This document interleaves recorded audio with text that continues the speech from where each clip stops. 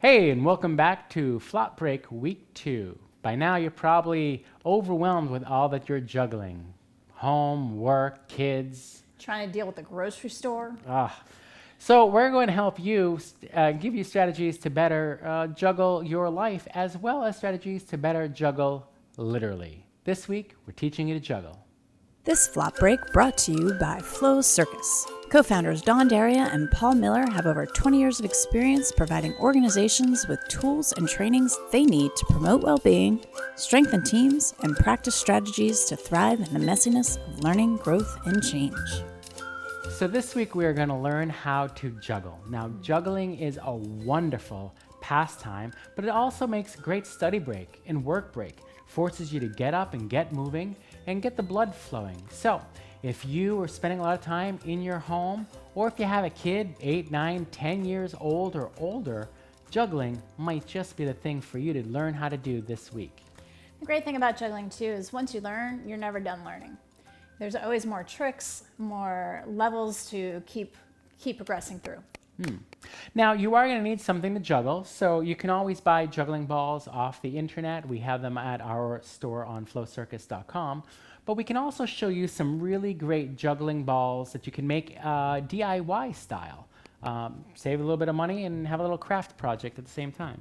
So one thing you may have laying around your house or in your garage are tennis balls. Tennis balls do work.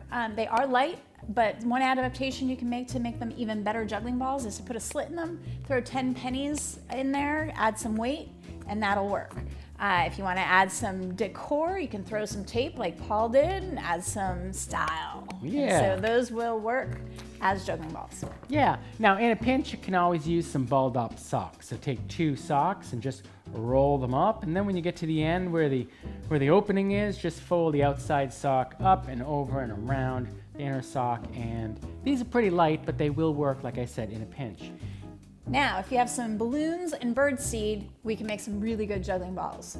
If you don't have them, you may be able to order them and have them delivered to your house. And this will make some really good juggling balls. So we're going to show you how to do this. Yeah, so you take about a half cup of bird seed. And it's best to get the bird seed that does not have sunflower seeds in it. And you pour it using a funnel into a water bottle or a soda bottle. And once you have that, you take a balloon. Now this is going to be a 9 or to 11 inch round balloon. And you just take the balloon and you stick it on top of the bottle. Obviously, if you don't have a funnel, use construction paper, make your own funnel. There you go. That works too. Now, if you just try to shake the bird seed in there, it won't really go in. But if you squeeze the balloon, You wanted to take it over? Sure. Show us how it's done, Paul. Okay, so if you squeeze the bottle, what you'll do is you'll create some air space inside the balloon. I was just demonstrating what not to do. Yeah, I think we got a hole in the. Oh, there we go. Okay, so we got it all in there. Ouch! I got a hole in the bottle. So now we've got bird seed inside a balloon. Now, if you tie this off, this would work, but you can actually make this a lot more fancy by taking. Just like to blow a little bit of air in there, get it settled nice. If you take the nozzle of the balloon or the mouth of the balloon and fold it over, and with a friend or a neighbor or spouse or somebody that you are allowed to be within 6 feet of, one person holds the balloon, the second person takes another balloon, sticks their fingers inside the mouth of the second balloon, and you are together going to push the first balloon into the second. Now, you may want to do this outside, just in case it makes a mess. Yeah, we have had balloons explode and get all messy. So I have it in there, and it's a little bit of wobbly and lopsided. I'm just going to blow again a little more air in there to get it to settle down nice and neat. Now, that first balloon is completely sealed in there, so there's no way it's going to come out. You just take that second balloon, pull out the nozzle, and with a friend, chop off the nozzle, and look at that. You've made a really nice juggling ball.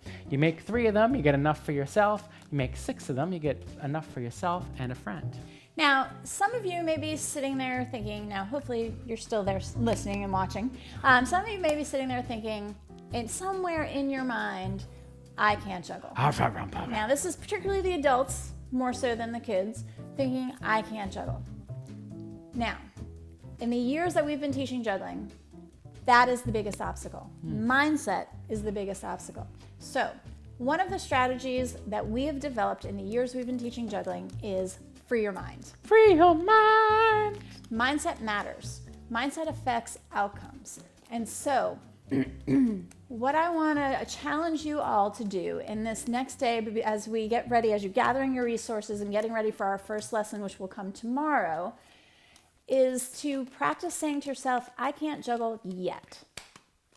Practice working on mindset, paying attention to what your mindset is and working on switching to a growth mindset, because mindset matters. And so this is the first, free your mind is the first of our 4 strategies, which is part of our philosophy. Strategies we've developed over years of teaching juggling to help people kind of get out of their own way and open up their way to becoming even more awesome than they already are. It's true. So if you don't think you can, trust me.